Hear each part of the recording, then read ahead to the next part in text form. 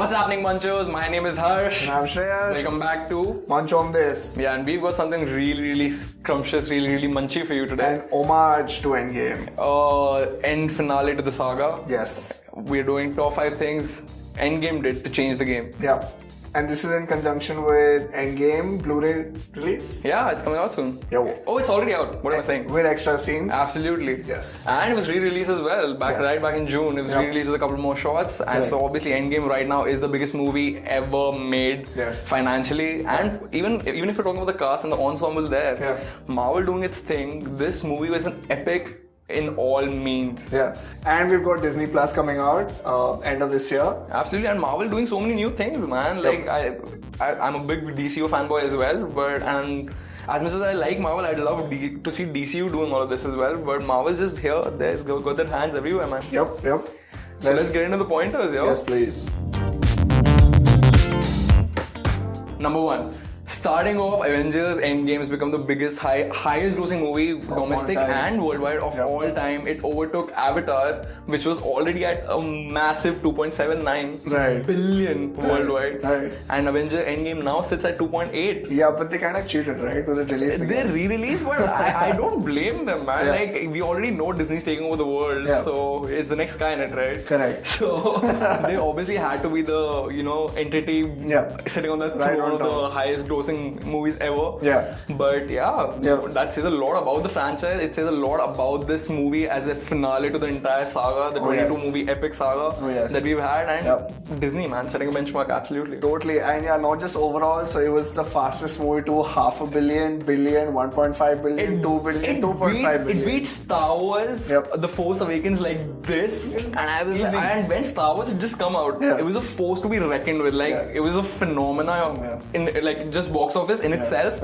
And the fact that Endgame trumped it so easily just says volumes about what Marvel has kind of created for itself, the kind of fan base and the kind of hype that it's created for itself, that everybody is just in love with all the characters and they're all dying to get to the theaters and watch this movie. Yeah, and this is like cannibalization, right? Because Star Wars is also Disney. Absolutely. So they just bettered their game with like a different franchise and upping it batshit crazy. Yeah. Not just that, even the trailers. So the first trailer that came out in December is the most watched trailer on YouTube in the first day views. 24 hours, 289 million. And then the second trailer is at second at 268 I'm waiting for us to get to that many views. Just saying. I'm just putting it out there. Help us, guys. So lots of money across a lot of number of years, but that last movie Endgame just like absolutely. And that's all in all Marvel doing a lot of things right. 22 years, 22 movies, 10 years. They've done 11 years. They've done so many things right. They've done so many things that other franchises have tried doing and miserably failed. I'm looking at you, Dark World, whatever that shit was, vampires and Monster Universe and everything. It was so bad. Mummy and Tom Cruise, how do you go wrong with that? Number 2. So, like he said, 22 movies, 11 years. The seeds were sown long back ago, and it almost seemed like this was like a series finale. Absolutely. To Marvel Phase 3, right? And everything from the first movie way back in 2008 with Iron Man, it just like freaking like bit by bit, Hansel and Gretel crumbs, just like bit by bit, and at the end you just got everything together with the characters. This movie is literally like Clayface. Bit by bit, it just became a monster, this entire franchise. And Kevin Feige said this back in Phase 1. They already had plans for Endgame. So that just goes to show what these guys are creative geniuses. Totally. The entire team working behind the scenes, not just Feige himself. These guys are creative geniuses, and the kind of dedication and the love that's gone into building this franchise. I think if this was happening with all other franchises, we'd be very happy customers as moviegoers and as geeks, man. Totally, man. I agree, and I think just the way, like you said, they've done it, no one else has even come close. Absolutely. We've had good superhero movies here and there, but to do it year after year, movie after movie, absolutely. That's where Marvel's kind of upped the game, set up benchmark, and now I think every time you go to a superhero movie, it's the benchmark that is it as good as a Marvel movie? Is it as good as an MCU movie? Right. Because it caters to everyone. It caters to action fans. It caters to comedy fans. It caters to kids. It caters to families, adults, families, anything, everything. Right. And now it's going to cater to horror as well with Doctor Strange and Scott Derrickson getting into horror. So I can't wait for that because I'm a massive horror fan myself. Awesome. Let's see what else is in store. Number 3, CGI. Yo. So one of the biggest pros that at least I give to Marvel right now over the course of the entire 22 movies, all 11 years, the way they've upped their game in CGI and especially leading up to Endgame, that entire final sequence, the entire battle, Avengers versus Thanos' entire army, it's amazing how good it looks. Yeah, we can't count like how many people are in that. The number of artists involved, even behind the scenes, is amazing. I read somewhere that just for the final battle, the number of people that were employed just to create that VFX and the number of VFX artists working on that entire project then was record breaking. So that I kind of tells you volumes about how Marvel's kind of evolved the entire CGI game in Hollywood in itself. Totally. And you can see it's clear as it's really, really clear. You could compare it to Iron Man 1 where the suit was CGI, right? I freaking love that suit. I loved it. And then it just got better and better with time. And now you look at Thanos, who is literally purple Homer Simpson, but he's done so well that even the close-up shots, even in Infinity War when this guy Thor is holding his head and he's already got the chest and Thanos is the close-up. He looks so good. He looks so real. Josh Brolin, you could just see Josh Brolin's exactly expressions and facial capture there. It was done really, really well. So really hats off to them, man. Yeah, man. I think it's like we can't really pick out specific scenes, but it's just like they got nothing wrong. Absolutely. And like compared to like the other shit that we've seen with like DCU and stuff. Doomsday and Steppenwolf, you mean?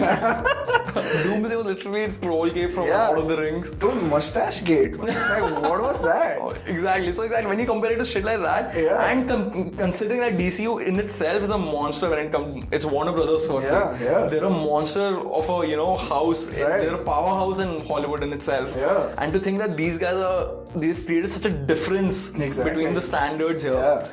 It's mind blowing. Yeah. So no complaints. I mean, we can like pick and choose in terms of there was good stories, good this, good that, and we never once said that the effects were missing or it was not believable, or to have freaking 40, 50, hundreds, thousands of characters in one screen at one time doing their thing. When Thor comes in Infinity War, when Steve Rogers as the Avengers assemble in Endgame, oh my god. Even when Steve Rogers towards the end, when he's an old guy, that's CGI. Marvel with its aging and de-aging process, I think they've killed it, man. All characters that have been there, even Samuel Jackson when he's de-aged in Captain Marvel, the way it's done, all of it, even Coulson, he looks like a stud in Captain Marvel. Like, who's this guy? And he's a complete noob there, right? It's so good to see all of this. Yeah, and finally, like the suits, I think everyone gets a chance to feel like how the Iron Man helmet comes on. They had their space-time travel suits, and just a bit comes back on and goes back on. Again. Exactly. Amazing. So major props to all of these guys, and I think the best part is it kind of keeps you engaged when you're waiting for the post-credit scene or the end-credit scene. You see a lot of Indians, they're like, oh, Vikram Srivastava, oh, Shalini Nanda. That's true. Like, they have served a lot of us doing their thing. We made this. We made it happen. So cool stuff. Number 4, so this vast ensemble, the whole freaking cast, oh my god, what's going on? It's massive. Firstly, just starting on, even from Iron Man, Hulk, every movie that we've gotten, everybody from every movie is almost in this final end even saga. Supporting tidbits on the side. Absolutely. Dora Milaje, freaking Outriders. Dude, Grillo comes back. Holy hell, yes. I loved all of that. Frank Grillo coming back doing his thing, being Hydra agent. You got so many supporting cast and the fact that they brought all these superstars together. They've got, obviously these guys are huge actors, right? They've obviously all got different schedules. There's bound to be conflicts there. The fact that these guys could manage to get everyone into one room, into one space at one time is commendable. Yeah, and totally. I mean, Marvel could have had like this one complaint like we've had with Marvel is that they never really had like a female leading sort of superhero. They did Captain Marvel, that was okay. Okay, yeah. But that one scene in Endgame when Captain Marvel comes to like Peter Parker and she's like, "Hey, want something for me?" And so, and one by one they just line up and line up. Let's see if we can get them. So we've got Captain Marvel, we've got Scarlet Witch, we've got Pegasus and Valkyrie riding up, we've got Okoye, we've got Mantis, we've got Mantis, we've got Shuri, we've got Wasp, Gamora, and finally Nebula. Holy shit, that's 10 females in their lineup. And they have a glory scene there, man. They have a money shot for themselves. Just them kicking ass, killing people from the army, from Thanos' army. Right. And it's a blast to watch that scene. Yeah, totally. And I think it reminded me of the scene from Avengers Ultron, where in the starting they're attacking that facility. And they have playing off of each other. Yeah. And they have that selfie moment where Steve Rogers on his bike, Iron Man's flying, Hulk's there. And from the side, it's almost like a selfie moment, like they just slow down and have a selfie moment. Yeah, but this just topped it and they did their thing. So they just checked another box that we thought they couldn't check. Yeah. And what about that final battle? The fact that everybody, all these big actors, all these big names, even the Godfathers of MCU, obviously, Thor, Iron Man, Chris Evans, everyone, all of them. Yeah, everybody's there present for this final finale scene, the final battle. And it was monstrous. It was. Something like this has never been done in Hollywood. So this is definitely game changing. Number 5 is the legacy. Coming down to the fifth and the final point, the legacy that Marvel's created for itself over these 11 years, over these 22 movies, and going forward, San Diego Comic Con just got over. They've just announced season 4. Endgame being the finale of the series for phase 3 and 1 to 3. There's one story more or less, right? This was like and going exactly. So and now building from that legacy and carrying it forward, getting into season 4. They've got so many new things coming in. They've got animated shorts coming in. They're getting shows on Disney Plus as well, the new streaming service, which is going to be phenomenal. Yeah, I mean, before we had like Marvel properties on Netflix, and yes, they were in the MCU, but we didn't really see them in terms of referenced or they were never in the movies. They were. But now we have crazy ass characters. We've got Loki, Wanda, Vision, Hawkeye, the new Captain America, Falcon. What if? Yeah, my favorite, hands down, What If. Oh my god, and that's actually going to play with the Infinity Saga. Absolutely. To see like alternate universes, and everyone coming back as voice actors of their own characters. That's going to be phenomenal. Yeah, so for these guys to do it on Disney Plus, their own streaming channel. Absolutely. This is big shit, guys. Like, they're like just laying their sort of groundwork and they're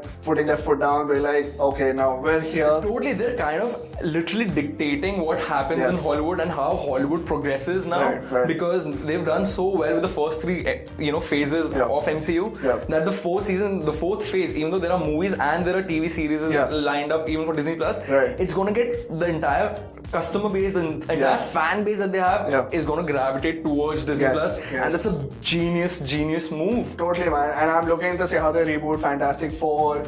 Blade is coming back for sure. Mutants, please get Ryan Reynolds as Deadpool. Do not change him. He was born to play this character. And Venom 2, maybe Tom Hardy. Oh, come on, we are Venom. Oh, come on. Yeah, man. So looking forward to what's absolutely. And I can't even. Phase 5 reveals haven't even come out yet. We just know tidbits, and I'm already ecstatic about it. It's basically what they haven't announced, man. So Blade they announced, but there was no date. It has to be Fantastic Four, maybe Mutants, Captain Marvel 2, Black Panther 2, Guardians 3, Spider-Man, Sinister 6, maybe. Holy shit! So a lot to look forward to. This has to be another video. Absolutely. Phase 5 possibilities. But really, Marvel setting the benchmark, not just for a superhero franchise, but in Hollywood in itself, with all these pointers, and it's been amazing. I was a kid when Marvel started out, and it's just been an amazing ride with them, seeing them grow and become this huge monster. And like for me personally, I think Infinity War is actually a way better movie in terms of everything, progression, the set pieces, the way things progress.